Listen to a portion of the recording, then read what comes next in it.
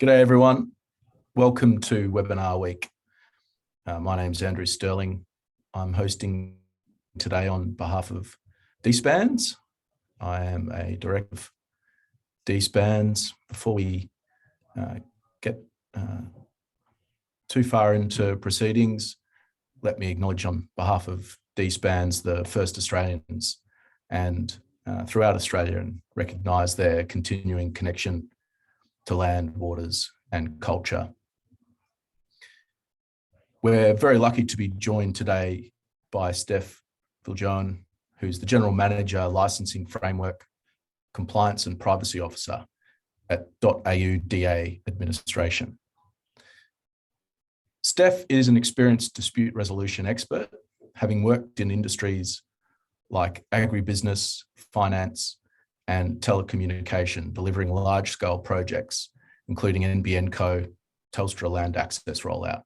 Steph's role is to establish appropriate complaints handling and dispute resolution processes to provide for conciliation or redress of grievances on matters associated with the administration of the .au CCTLD. Also to promote principles of competition, fair trading, and consumer protection.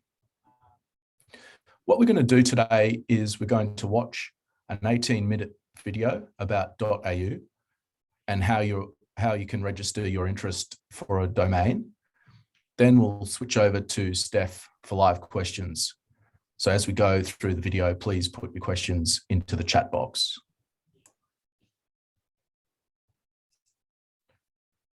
I think I'll add the link to the video for your information, but Maggie, if you could start the video, that would be great. Thank you. Before getting to .au Direct, I'd like to provide a little bit of context about the .au domain, of which, of course, .au Direct is the newest member of our namespace suite. The .au domain is now the 9th largest country code top-level domain in the world, with over 3.6 million domain names under management. We've moved ahead of Italy and sit just behind France. The .au domain name system, or DNS as we like to call it, all day, every day, handles on average up to 3 billion queries each day. These queries are people accessing the websites of essential government services, Australian businesses and community organisations, sending emails, studying online, making medical appointments. All the things that we do as we live our daily digital lives.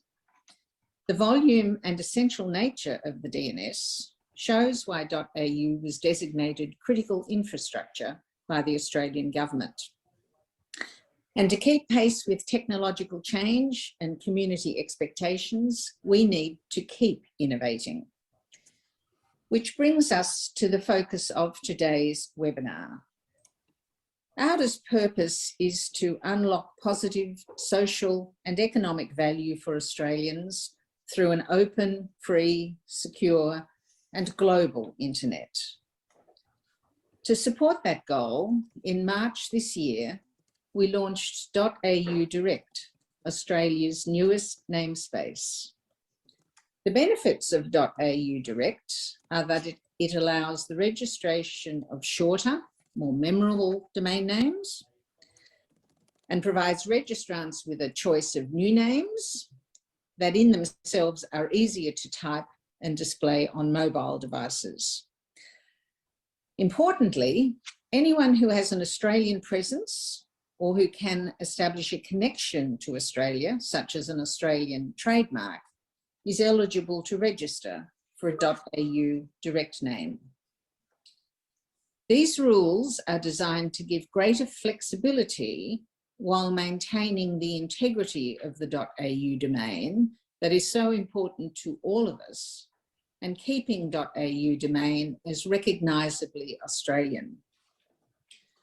So that means .au Direct is available to a wide range of potential registrants, including businesses who want to create a microsite for marketing or other purposes, micro businesses taking their first foray from an online marketplace to their own established web presence. Associations establishing a new presence, and individuals who want to use their own name for branding or business purposes. The new namespace option complements existing namespaces such as com.au and net.au. And since launch, we've seen more than 200,000 .au direct registrations. This growth remains strong, with .au direct registrations now making up almost 15% of new registrations in the .au domain. We've seen strong take-up by all sectors, including businesses and not-for-profit groups, and we're excited to see the new and innovative ways this namespace is used to drive economic and social value for Australia. .au Direct, which appears as orange on this chart, is now the third largest namespace in .au, having overtaken org.au. We expect that it will overtake net.au in popularity and size of names registered sometime later this year. As you can see, .com.au remains Australia's most popular namespace at nearly 3.1 million registrations. We don't expect that .au Direct will overtake com.au, as it is designed as a complementary namespace. Drilling down a bit further into .au Direct now makes up nearly 6% of total .au domain names under management. That is 6% of the current 3.6 million .au domain names. Comparing this on a global scale, .uk and .nz both launched direct namespaces in 2014. These namespaces now stand at 14 and 20% of their total names under management. Given this comparison, we're pleased with the progress and growth of .au Direct after only 4 months. And consider that recognition that the community sees good value in the new namespace. Now, of course, we didn't get here overnight. The journey of .au Direct follows a long and considered consultation with the community, along with a number of awareness-raising activities.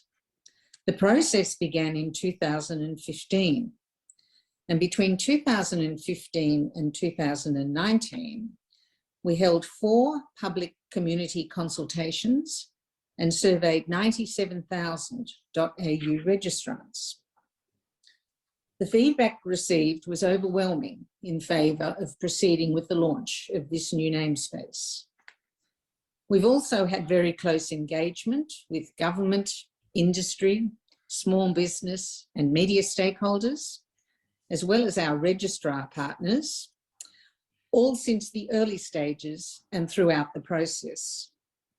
And we've been really pleased with the help that our stakeholders have given us in raising awareness via their channels and networks, some of which you can see on the slide. Since announcing the intention to launch in August 2021, auDA has also undertaken significant awareness raising, including a national awareness campaign, which started in February this year.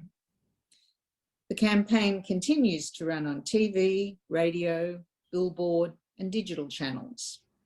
You might have seen some of our content on TV during the Commonwealth Games and other primetime slots this year. We have billboard signage at prominent locations around the country, such as the Flinders and Swanston Street intersection in Melbourne and Sydney Airport. In addition to this, there are a range of radio ads on stations around Australia and digital channels, including Facebook, YouTube and Spotify. Our accredited registrars have also undertaken their own awareness campaigns and engaged in direct communications with individual registrants. Overall, it's been a 7-year journey of awareness raising and consultation, which continues today. We've been really pleased with the high rates of take-up of .au Direct, but we're still looking at other ways we can reach interested stakeholders to raise awareness of the benefits and options of a .au Direct. So please reach out to the auDA team if you've got any suggestions for other channels that we might use. We'd be really pleased to hear from you. Let me now pass over to Bruce, who will take you through the priority allocation process. This process allows registrants of .au names licensed before the launch of .au Direct priority to apply for the matching .au Direct name. Bruce will take you through the key details and criteria for this process. And after his presentation, we'll be really happy to take your questions. So please continue to put them in the Zoom Q&A tab. Over to you, Bruce. Thank you, Rosemary. Let's go to the next slide. So as Rosemary's mentioned, the process for providing priority to existing registrants of .au was developed through a community process in sort of 2017, 2018.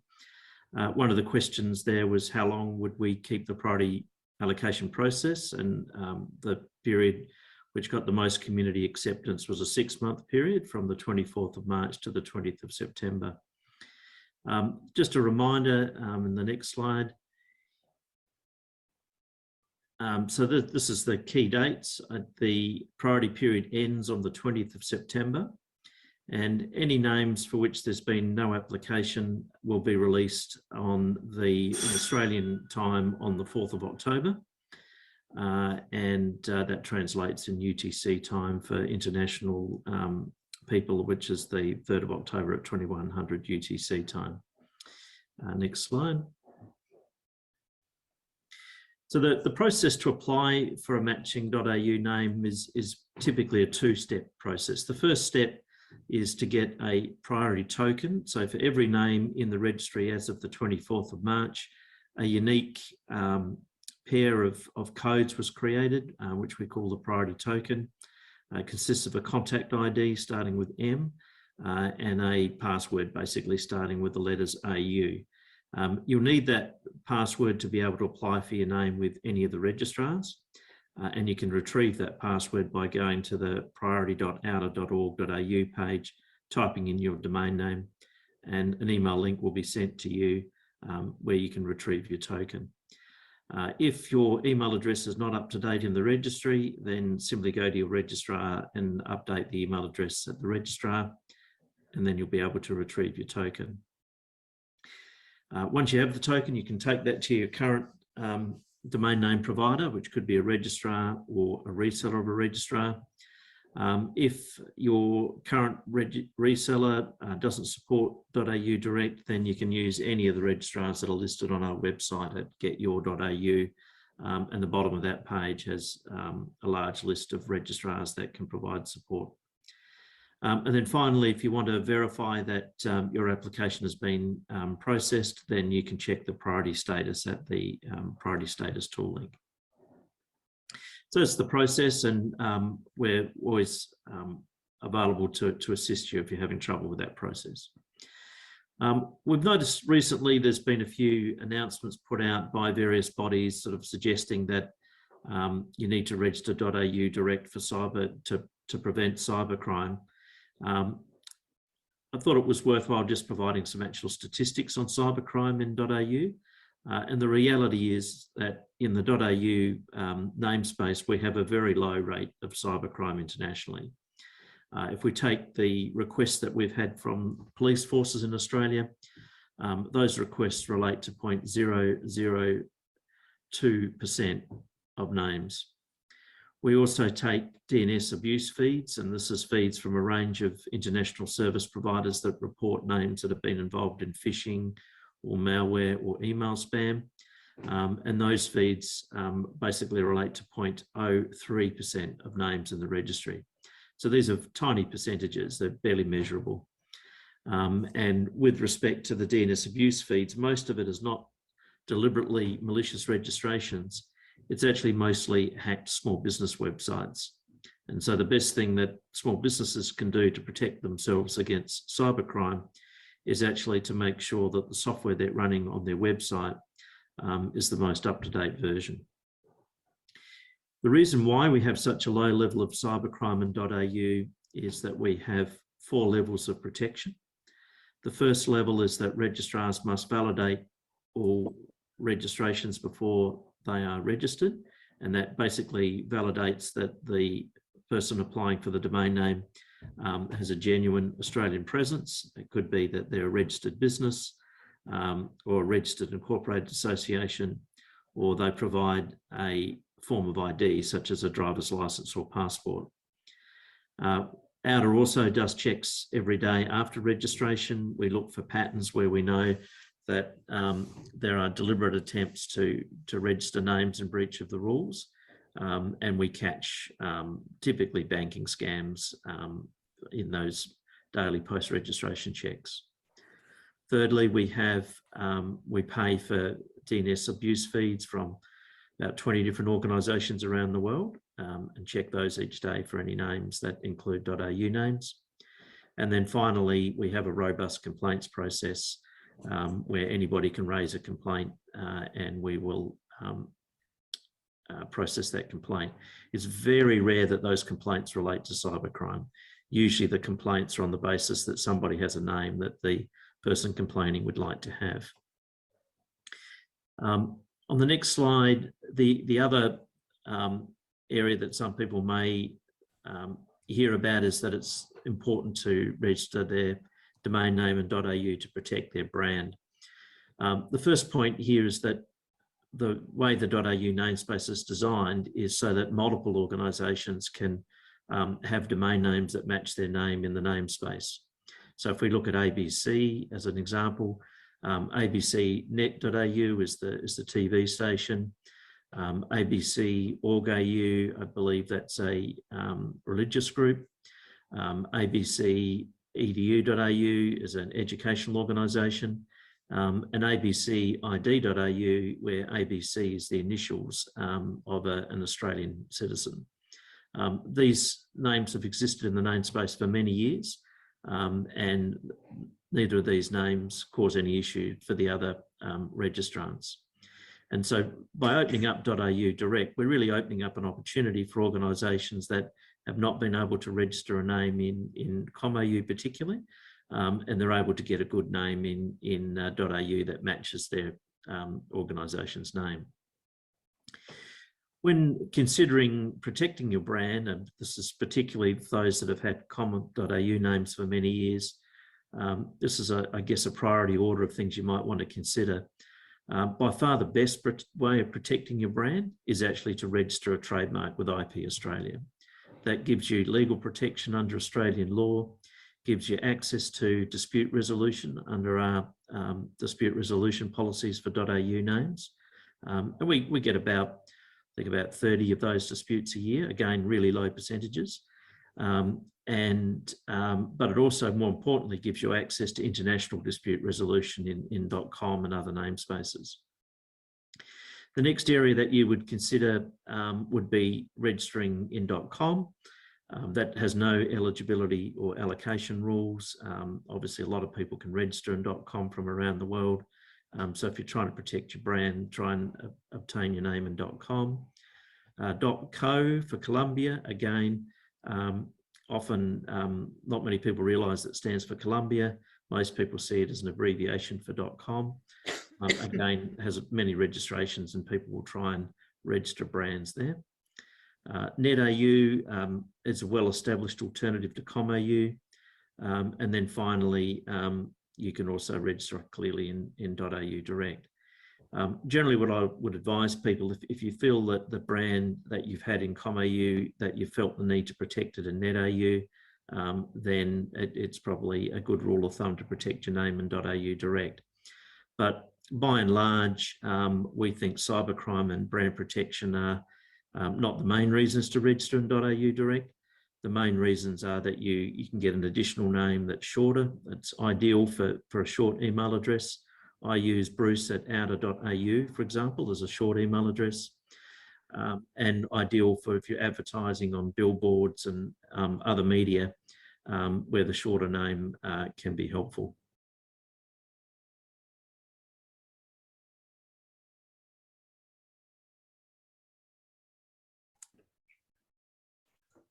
All right, so we've hit the end of the pre-recorded video. So we've got Steph here to ask some questions live. I might get us started, Steph. The former lawyer in me jumps to the worst case scenario, I guess, the risk mitigation straight away. And I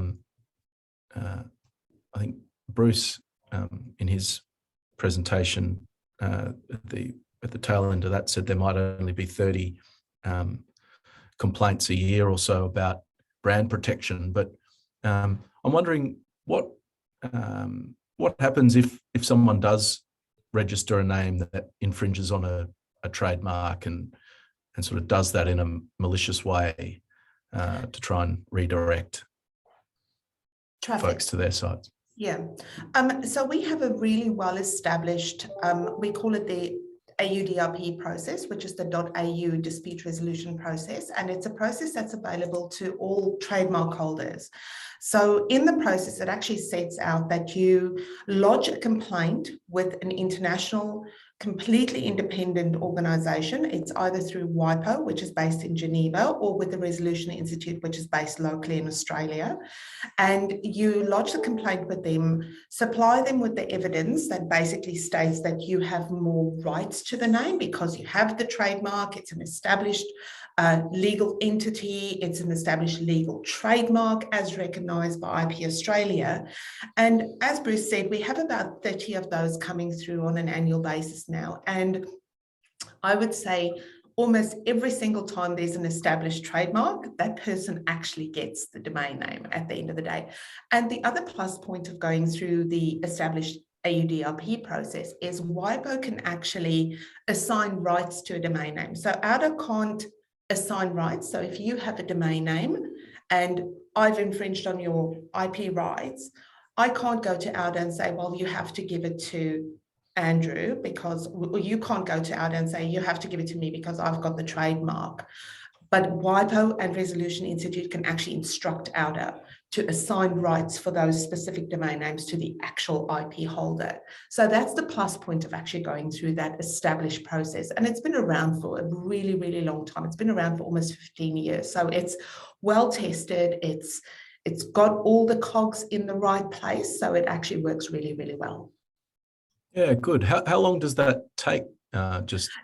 It usually takes about a month for the allocation because that quickly.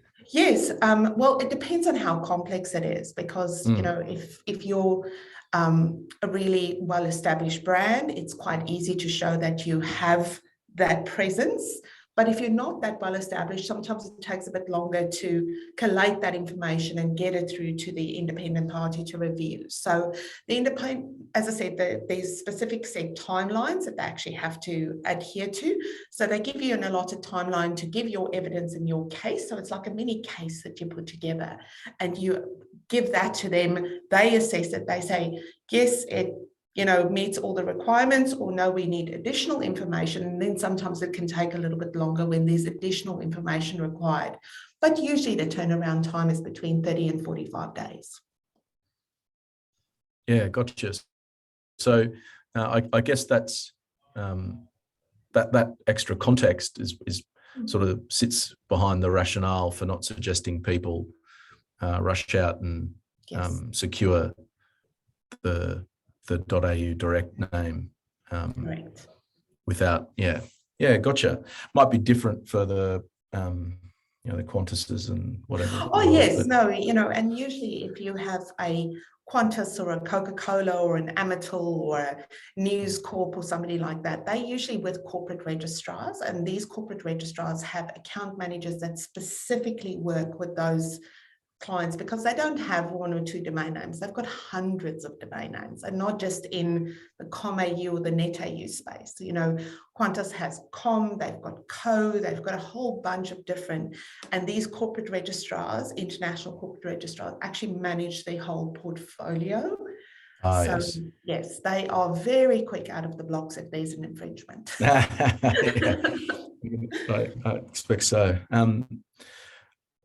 Chris has asked a question, Steph. Is there any expectation that other domain names are retired over the coming years?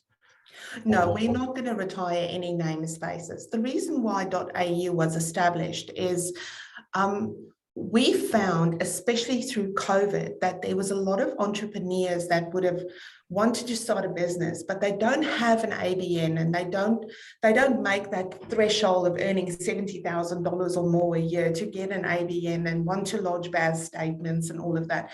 They just want to give it a go and see if it actually works or not. So that's why .au has actually been established, to be that open free marketplace where people can actually see if their business is going to work and then take it further if they want to. We are not anticipating in actually retiring any of the other namespaces we have. So they each have a specific requirement and a reason why they're there. For example, id.au, that is for individuals and people with hobbies and nicknames and things like that. So we have a lot of gamers that have their handles registered in id.au because they don't qualify for com, and AU was not there at that stage, so they've gone down the id.au space. We've got a lot of families that use id.au for their personal emails. So each and every single namespace has their specific niche criteria, and we don't see that being retired soon. So the expectation is that everything will continue in parallel. That's interesting. So do you kind of see the .au as being a lower barrier to entry and almost a point of experimentation that people would then go and, if that worked, if their business takes off, then they go and apply for another domain name, or is that? Well, they don't have to, because as I said, we specifically created AU so that you just have that eligibility criteria. So if you're an Australian citizen, you meet that eligibility criteria. Where if you look at com and net and org and ASN, all the other namespaces, there's an allocation component attached to that. So if you want a com AU, you have to be an Australian citizen or have an Australian presence, but you have to have a company registration, and that company registration needs to relate to the domain, or the name needs to relate to the domain name. So I can't have tables.com.au and I sell water bottles because there's no allocation. But if I had tables.com.au and I sold chairs, there's an allocation, because it's a product that actually kind of coincides with, you can't have a table without chairs. Yes. So that's where the difference comes in. As I said, it's specifically created to be that free open market space. Some people will build their brand around the shorter name and they will just keep it. Other people might decide, okay, gosh, I've got a good brand, I need to do a bit of defensive registration, and they will go into other namespaces. But again, it's a choice. I think that with .au coming into its own, people will kind of see it as a standalone namespace, and that you don't have to register every namespace to make sure your brand is protected. It will actually have its own rights. Yes. Has anyone got any other questions? Please feel free to add them into the chat. Otherwise, I'll ask. I'll just ask another of. There's one thing that I would like to mention, and just remind the people on the call. Our priority allocation actually closes on the 20th of September. So if you have a com.au, net.au, asn.au, org.au, or an id.au that you have priority allocation category 1 for, that means you registered it before February 2018, please put in your application, because on the 20th, all of those applications stop. We go into a 2-week hold period. And then if you have not applied for your name, it will be released on the 4th of October. So you don't want to be in that conundrum situation where you forgot to register and now all of a sudden your name is in the public space and somebody that has no relevance to your company or to your domain name all of a sudden picks up your domain name. So please, if you do have priority allocation, put in an application as quick as possible. Yes. I don't anticipate that this will happen to a lot of people, but there will be people that have forgotten or that put it on their to-do list and they didn't get around to it. That's why we try and remind as many organizations, as many peak bodies, as many membership organizations to speak to their customers and say, please apply for your .au. Just put in your application. There might be a conflict and there might be other people that have the rights to it as well, but at least you've got your hat in the ring. It's much better to say, okay, I'm going to put my hat into the ring than not being in the game at all. Yes, yeah, fair shout. Has anyone else got a question they might like to contribute? Otherwise, we'll wind things up. The other thing that I just wanted to remind everybody is I know that most people that have registrars can go to their specific, I'll answer that one now, will go to their specific registrars to go and register, but you don't have to take up the name with your required registrar, because I know there is some discrepancy in price sometimes. Please go to our website and look at the accredited registrars at getyour.au and you'll see that there's different prices. So if you're not 100% sure and you don't want to spend a lot of money, go and look around and see, go and get the cheapest one. You know, if you're not 100% sure, just pay for a year and see how it goes. So the question is, what happens if you apply for a name that is registered as .com.au, however, they have not applied for the .au priority and the name does not relate to the business name or is IP protected? So if it's IP protected, that name will not be released to you because the owner of that name will be notified that that name is actually in contention. So they will automatically have the right to exercise their IP rights. It might be that not everybody takes it up because we do have quite a large number of trademarks registered in IP Australia, and a lot of those are overseas registrars or registrants for domain names, and they can exercise their rights. So there might be a little bit of a delay in that, but they have the right to exercise their IP rights. And then there was a further follow-up of that. Will the .com.au owner receive notification that someone else has requested a .au? And then what if they don't have IP rights? So how it works with the priority registration is if you, as I stated, if you have registered your name before February 2018, you are the only person that can actually exercise your right to that name. You're a category 1 application. So you would have gotten an email from your registrar saying, you are a category 1, would you like a .au? If you don't exercise that right, you actually have to decline it.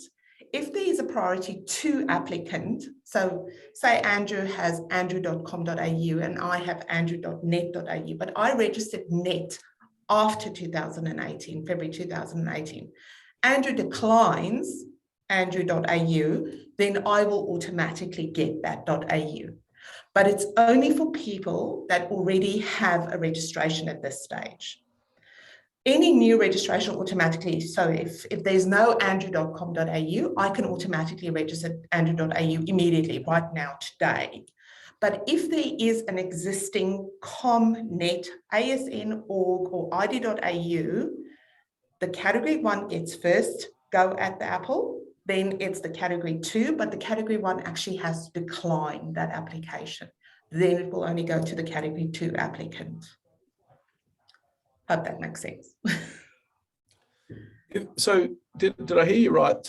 When you, if you have a trademark, that you'll be notified if someone makes a .au. You don't get notified by auDA, but a lot of the registrars have actually notified their clients in their own communications with their clients, saying, you know, you've got a trademark, you can exercise the IP rights. It depends on the registrar and how much information they have on the actual registrants. Okay, so there's not a... There's no set standard that says you have to notify somebody. There's no rule that says that, but we've encouraged our registrars to compile as much information as possible to give it to the registrant so that they're really well informed. Sure, okay. And then Chris has asked a question here about the link, any potential link to company registration, especially with the modernising business registry checks that are coming into place. Are there any? Is there any checks like that on whether there's not really a check like that at this stage where you can do a link. I know that we have a booklet that is part of the registration when you register for a company name or a company ABN or an ACN, that says the minute you register for your ABN or ACN, register your domain name. There's no full company check to say, okay, is the name registered? Is there a variant of it? There's nothing like that at this stage. I think at this stage, there's a lot of reliable electronic databases out there, but they don't actually talk to one central spot at this stage, which would be fabulous. Oh, wouldn't it be good? Wouldn't it be good? But no checks that the person, if they're trying to register the name, that they're actually a director or? No, not at this stage. The only way that you can do that is through an ASIC extract at this stage. And that's what we do when we have ownership disputes. We actually request ASIC extracts, or we pull our own ASIC extracts. Gotcha. And then we do a verification, because we do a natural ID verification as well. So if you and I are in an ownership dispute and you're the director of the company, I get the ASIC, or auDA gets the ASIC extract. They see Andrew is the director. They ask Andrew for his ID. They verify the information. That information is verified through the DBS, which is the department's verification services. So that information is not held at auDA. It's done through an independent government body. We get a, yes, Andrew actually does exist and he lives at this address, or this is the address that's attached to the ASIC registration. Then we will allocate the name to you or change the email address so that you can have ownership of that domain name. The last question that I have, and others, you're getting your last crack at the title here, Steph, unless you have something additional you'd like to add, is around the question of cybercrime, and phishing and those types of scams. Bruce seemed pretty confident on that front, and perhaps you could just expand a little on what he had to say there. Okay, so currently DNS abuse, we call it DNS abuse, which is the domain name system abuse, is actually really, really low in the domain name business. If you look at Telstra's data in relation to scams via mobile, that's a lot higher, and via email, it's a lot higher than what you actually get from a domain name. We do get people that actually spoof domain names, but by doing a validation check and actually checking if they are warranted to utilize that domain name, we can shut that down immediately. So what happens with the phishing attack? We get notified by our various feeds of, say there's a phishing attack on auda.org.au. We contact the registrant on the domain name, say, listen, we've been notified of a phishing attack. We suspend that domain name for 48 hours for you to fix up your phishing. And we actually give you advice on how to fix that up. Oh, really? Yes. So we give you some advice in relation to how to fix that up. Once it's fixed, we check it again, and then we bring you up again. So the quicker you fix your phishing attack, the quicker you're up again, because we're conscious of the fact that there's reputational damage around being phished by certain, or there's being spam. Said spam is a little bit different. Spam is a little bit difficult, but it's more malware and phishing attacks. We take them down immediately, get you to fix it, and then we bring you up again. So it's in our interest as the administrator of the domain name space, and it's in the registrant's interest, the license holder of the domain name, to fix that problem up as quick as possible. And as I said, we give you guidance, we give you pathways of actually getting that problem fixed up as quick as possible so we can bring you up and you can be compliant again. Excellent. Well, thank you, Steph, and thank you everyone for attending. Steph, I found that discussion really informative, and I'm sure there'll be a few extra questions. If there are any, please forward them on to Maggie and her email address. You can send them to hello@dspanz.org, hello@dspanz.org. We'll definitely get those over to Steph for you. The session was recorded today, so that will make the session available to all DSPANZ members, and a link will be sent to any non-members who are registered. Later today, I mentioned we're part of Webinar Week. Later today, we've got another webinar, 2 p.m. We're going to have the Assistant Commissioner, the ATO, Ali Stinchcombe.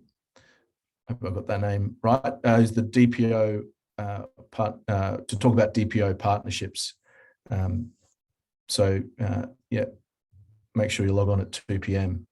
If you're interested. So thanks again, Steph. I found that really informative and interesting, and I'm sure everyone who attended took something valuable out of it. So thanks, everyone.